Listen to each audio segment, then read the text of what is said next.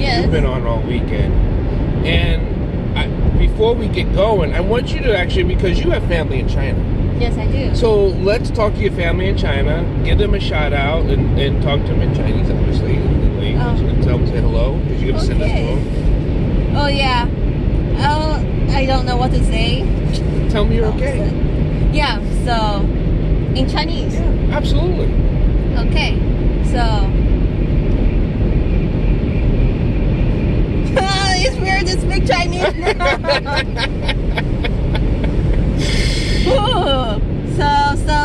So.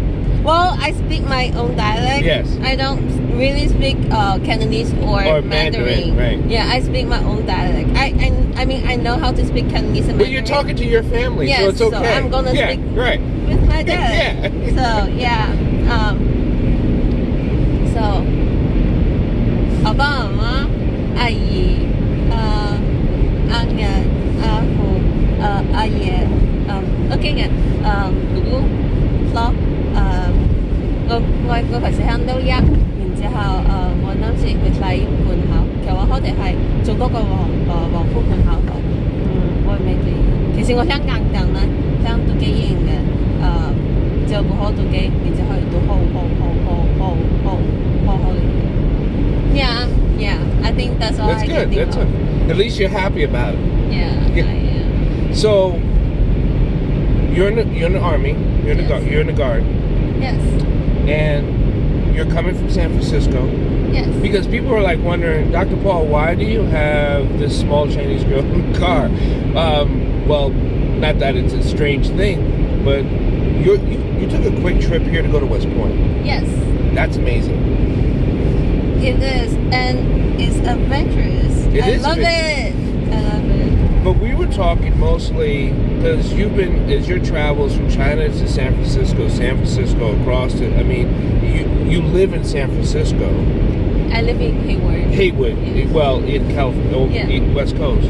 But your goal is to go to West Point, yes. which is an amazing. So thank you for your service. Thank you. You know, it's my honor. It is an honor because I say the same thing. When I was in the service, we volunteer, and that's what we do. But I want to talk about gratitude and compassion because you actually notice most people who talk to Americans with Americans, they're like, oh, this is something I know, this is something we do and don't do. But still, as an Asian person coming from Asia and living that life, I mean, you are Chinese. Yes. There is a difference in Western culture that there's people who are very standoffish. Can you explain that to people so they can understand why they, like, how you feel about it? Of course. So when I just got here, like, my English is not that good. Like, I don't know how to speak a lot of fancy words, and I still don't know. But I wasn't a talkative person. I was more introvert, right? Yeah, introverted. Yeah. I don't know how to be funny, and I think Western people, they are really funny. They have their own jokes, and they have their own bubbles too. Yes, they have their own spaces that don't seem like they don't let you in. Yes. So if you don't have a common interest, you guys are not gonna talk, even though you sit right next to him or her. You guys are not gonna communicate. That's to me, and being a traveler, I find it insulting to know that people are so, they push you out. Yes. And I'm afraid that they don't know that they're doing it. Yes. Because some people, you can tell when people do it on purpose. And you can tell when people just don't even acknowledge you as a human being. Yes. It's weird to me. That's it. That sickens my stomach. How does it feel to you in your stomach? Yeah, it's not good. Like, I feel like I'm an outsider. Yeah. Like, I am an outsider. But everything changed after I joined the army. Like, in the army, I have to learn how to trust people, how to ask for help. Right. And I have to shout out to the guy who gave me a ride yesterday around West Point, because I was walking to, I don't have, well, let me tell you a story. I was being cheap, so I don't have data on my phone. Yes, so I couldn't call Uber. So I was walking to a McDonald's, and hopefully that I can get Wi-Fi over there. And then a guy just driving, and then he stopped by and asked whether do I need a lift. Of course I need a lift. Yeah. I was tired. So I said yes, and then he drove me to McDonald's. So I got the Wi-Fi from McDonald's, Uber to the station. Then I don't have data again. Yeah. Well, lucky enough, I always love to open the door for people. So when I got to the train station, I opened the door for a group of young people, like they are 20 to 23 years old, and yes, of course, I asked them whether if I can share the hotspot with you guys because I really need data to call my Uber. And then they are willing to help. They share their data with the hotspot with me, and then they waited until my Uber comes. That's amazing. Yes. It's like we look at that's like, oh, that's so awesome. But the issue is that it doesn't happen all that often, and that's why it sticks out in our heads. Yes. No. I think what energy you give out, yes, you will attract the same energies. That's a law of attraction. Yes. And law of attraction has everything to do with who you are. Yes. But it also takes a practice, and I don't think many people practice compassion and gratitude. No. I don't think many people practice compassion and gratitude for themselves. No. So I don't know if they know how to give it out. Yeah. Well, 2 years ago, before I finished basic training, Yeah. I complain a lot. I'm not gonna lie, I complain a lot. I complain life, I complain my parents, everything, friends, school, grades. I complain a lot. But then, after, I don't know, the military just changed me. After I finished basic training, I know that, it's a beautiful day to be alive. So I'm going to ask you this. Did the military change you, or what did you change while you were in the military?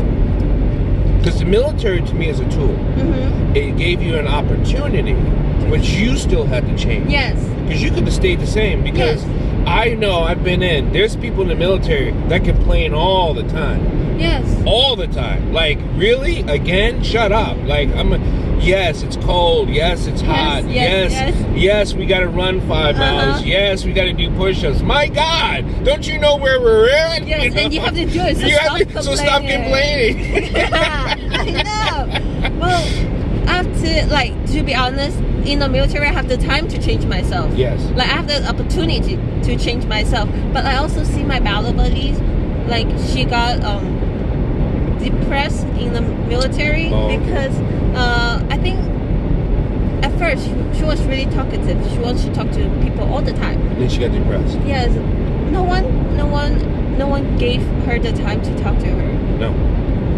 Well, I tried to talk to her too. We have conversation, and then I help her out when she needs help. But she was always the slowest person in the platoon. Gotcha. So even the platoon sergeant noticed that. So we tried to help her, but training is just training. It's only a 9 weeks training. After that, we just lose contact. That's and right. I don't know how she does now. I don't know. Well, I hope you can get in contact, because most of those people I know in my little stories and basic training, we had a couple people commit suicide. And we know soldiers on the average commit suicide. And we know, because a lot of times the way you change yourself for a positive, there's a lot of people who are on that blink that could go this way, which is positive, and the others will go under, which is negative, and that is stressful on their heart. And those do get lost in the mix, because the military is a machine. It just grinds and grinds and grinds. So you can make something positive out of it. You can make something. You can't make anything out of it. But so I feel hopefully we can reach out to her. Yeah. And I think that's why I like to do these podcasts and these videos, is really to let people know that we have an obligation. And I say this on a radio show on Bridges on the BBM Global Network, that we have an obligation to help others if you're strong enough to do it. Yes. But you have to practice being strong enough so you can help others. Yes. Yes, that's why National Guard, I train myself to be the best. Like even though we don't train in drill, I work out every day just so I can help people. I don't feel good when I see people that I need to help and I'm not able to help them. That's why I lift a lot of weight. So even like no matter you're big or small, I can pull you out. I can pull you out. There you go. And as a martial artist, that's the one thing we always practice, being that superhero too. And that's that spiritual, that heart, and that physical. So we can protect others, we can preserve life, and we can give life. Mm-hmm. So that's our honor code. You know, there's an honor, there's tradition, and there's dedication. Military's the same way. There's an honor, there's a tradition, and there's dedication. Yes. But the dedication doesn't come because you wear an emblem. It doesn't wear because you wear a patch. It doesn't mean it because you have a status. It comes from who you are. And I'm glad you're doing it. So thank you, Joanne. Thank you. Well, hold on. Yeah. I have to shout to Dyers. Ooh, this man is Dyer's father. That's why he's giving me a ride to the airport. If Dyer's not here, I cannot make this trip. That's I have true. nowhere to stay. I don't know how to buy a train ticket. I don't know how to buy a train ticket. There's no train in the Bay Area. We have BART, and it's different. It's similar, but different. But Whoa. Oh my goodness. So that's okay. hi, I'm here again. So thank you for Dyer. Like we had a conversation in AIT, and then she asked me, what do I want to do after I get out the military? And then the training, I said, yeah, I want to apply to West Point. I really want to go to West Point, and I want to continue my training, like basic training. And then she said, oh really? I live in New York, and I'm close there. When you need to visit there, you can stay in my house. So I remember. So I reached out to Dyer, even though we haven't talked for months. Right. Years. It's been a year. It's been a year. Been a year and change. Yes. She got out last June. You Yes. guys got this. Yeah. Yes. So I reached out to her. She helped me out how to what train should I get to take? How can I get here? And she let me stay in her place. So my daughter Hope, I mean, it's one of those things I think I talked about also. Family's always going to have some things to work on, and that's good. But internally, families will always be strong if you have true love, Mm-hmm. right, and honor. And it seemed like it's the same regurgitation of the words. It's honor, love, and respect, and it's honor, love, and respect not only of yourself but of life, and you want to keep cherishing that life to other people. Because if Hope didn't care about life or herself, she would have never offered it. Yeah. And because people can't offer what they don't have. Yes, exactly. And I challenge people to ask themselves the question, why don't you offer your assistance to people? Ask yourself that question. Like, how come on a daily basis we may see people that need help and we do not help? Ask yourself, why don't I help people? And I'm not talking about helping a person at work. Like, hey, I can help you with that. I'm talking about a complete person, stranger, you will never see ever again. You'll never have any contact ever again, and you won't help them. Why don't you do that? If people ask themselves a question, because the answer is only going to obviously come to them from them. But be honest with yourself. Maybe you just don't care about other people. And if that's your answer, it's not going to affect us. It's not going to affect you or I, because we're still going to do what we do. But I think that's a good question to ask yourself. I don't think people ask themselves that. Yes, of course. Yeah, so ask yourself that. Well, do I answer it? Or do I think you already answered because you said that you do. So I got a question for you then. Do you think your culture is more compassionate? And I know you're comparing, and it's a tough comparison, and I know people will probably be not more compassionate than me, and this is not a contest. But from what you notice, do you think your culture is more compassionate than the Western culture? Well, in school they teach you how how to help people when you are really young, like when you are in kindergarten or in So preschool. what do they mean? Do they teach you how to help people? Because I know in our American system schools, they don't teach you how to help people. They may teach you to be kind. They try to teach you to be kind, but we have bullying problems here, right? I mean, there's bullying problems across the world, but there's a lot of bullying here. So how do they teach you to help people? How does that work? So in China, we have a lot of books. We read a lot. So we have different stories. We have different heroes. They teach you. They try to teach you a different lessons. Like there's one that called Lei Feng, and he's the one who always help people out, even though he pick up monies from the road or whatever, he will return it to the policeman. And then when he saw old people crossing, like he's just trying to help out everyone. And then we learned that when we are really low, so we feel like we have the obligation to help people. And of course, China has been changed, and everyone is more indifferent. They don't care anymore. And honestly, I think I picked it up when I was really low. Like I'm a nerd. I listen to the teacher. I listen to the book. I read the book, so I follow. I'm a good follower, but it depends on you. Depends on you and how your person is. And I come a long way. Like I used to help every single one, like at my work, and they take advantage of me. Like because you're always willing to help. Yeah, they will let me do everything, and they're just gonna sit there till I'm gonna get their rice, get their chopsticks, their plates to serve them.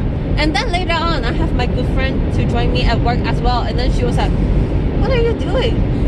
You're not their slave." I was like, "Oh, I have been doing that for them." And they were just chilling there. No, then I have to stop. Like, it's okay to help us strangers, but don't let people take advantage from you. That's another thing, you know, and I think we can able to taper back, you know, and I know there's some people out there that has done so much for other people, and no one does very little for them. And I think when people are so complacent about helping people, in their mind I think they're saying, I don't want it to be taken advantage of. Well, you know, my mother used to say, you know, only you can take advantage of you. Yes. So if you want to help people, you help people. If you want to help people and you feel like you shouldn't help them, but you help them, then you're taking advantage of you because you're giving them without knowing why you're doing it. And if you're just doing it to get acknowledged, then maybe you shouldn't be doing it. But there's times where you start forgetting about yourself, then you're taking advantage of yourself. Yes. So we're going to sign off now. Thank you everybody for listening.